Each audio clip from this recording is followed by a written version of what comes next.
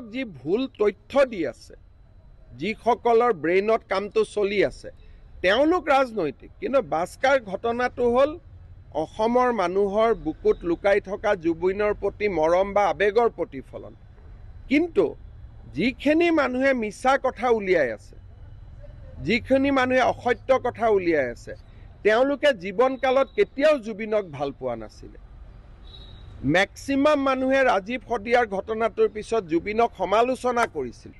ৰাজীৱ শদিয়াৰ ঘটনাৰ পিছত সমগ্ৰ অখিল গগৈ আৰু তেওঁৰ সহযোগীসকলে আটাইতকৈ বেছি জুবিনক গালি পাৰিছিল।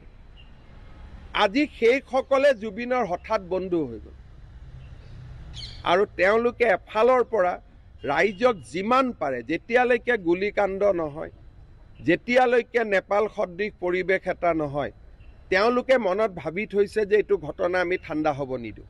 এতিয়া সেইটোকে কথা, আপুনি যিয়ে কৰে তাত সৰব হয়। যদি নজনাই, কেইদিনমান আগতে কংগ্ৰেছৰ এজন নেতা কলা কোট পিন্ধি CIDত গ'ল। CIDয়ে তেওঁক কথা নজনালে, নজনোৱাৰ লগে লগে ৩-৪টা টিভিত টক শ্ব' পাতি আৰম্ভ কৰিলে যে কিয় নজনালে। আকৌ কালি যেতিয়া আমি জনালো, তেতিয়া কৈছে কিয় জনালে। আপোনালোকে চাব, ধৰক মই এটা নাম ক'ব খোজা নাই, কোনোবা এটা টিভিত আজিৰ পৰা ২ বছৰ আগতে পঞ্চ পাণ্ডৱ বুলি এটা টক শ্ব' কৰিছিলে।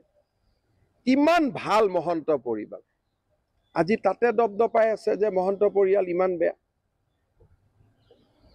তো এই গোটেই কথাবিলাক যিখিনি মানুহে জুবিন গাৰ্গক লৈ, বিকাশ অসম বুলি এজন ল'ৰা আছে লাচিত সেনা, জুবিন গাৰ্গক লৈ ৰাজীৱ শদিয়াৰ মৃত্যুৰ পিছত ইমান বেয়াকৈ লিখিছিলে, তেওঁ আজি কৈ আছে চিঞৰ এটা মাৰ, ন্যায় লাগে আমাক।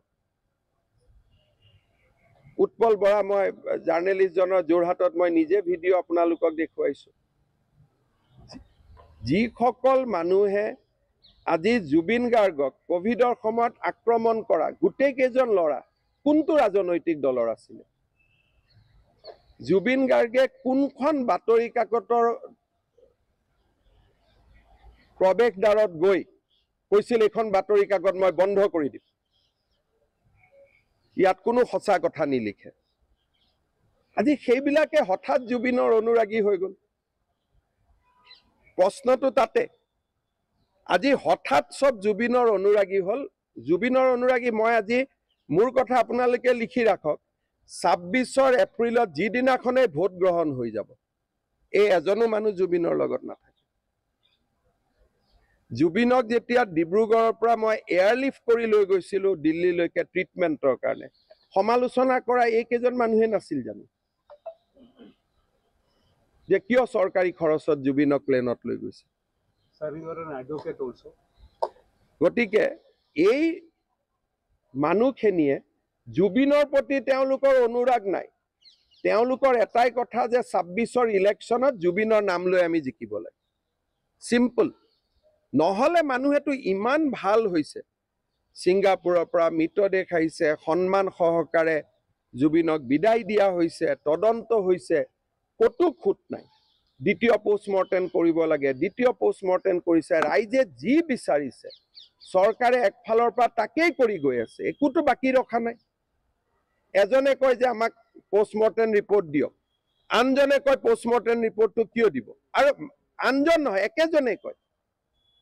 আজিৰ পৰা 10 দিন আগতে সিং নামৰ এজন ল'ৰাক লৈ যিবিলাক টিভিয়ে টক শ্ব' কৰিছিল যে কিয় তদন্তৰ কথা মানুহক নজনাই বুলি, সেই চেনেলে যোৱাকালি কৈছে যে কিয় বিশিষ্ট ব্যক্তিক মাতি নি জনালে। গতিকে এইটোতো উদ্দেশ্য কি?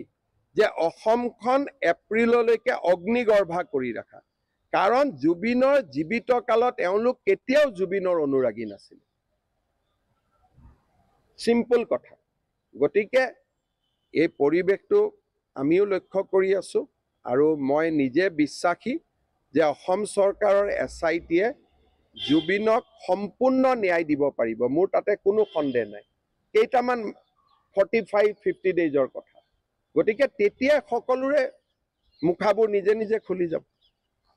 ধন্যবাদ।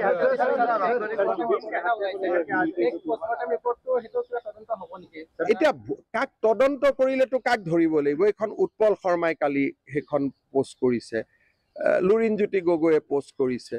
তদন্ত কৰিলেতো এইবোৰ মানুহকে ধৰিব লাগিব যে আপোনালোকে নাজানা নুশুনাখন কিয় ছ'চিয়েল মিডিয়াত দিলে বুলি।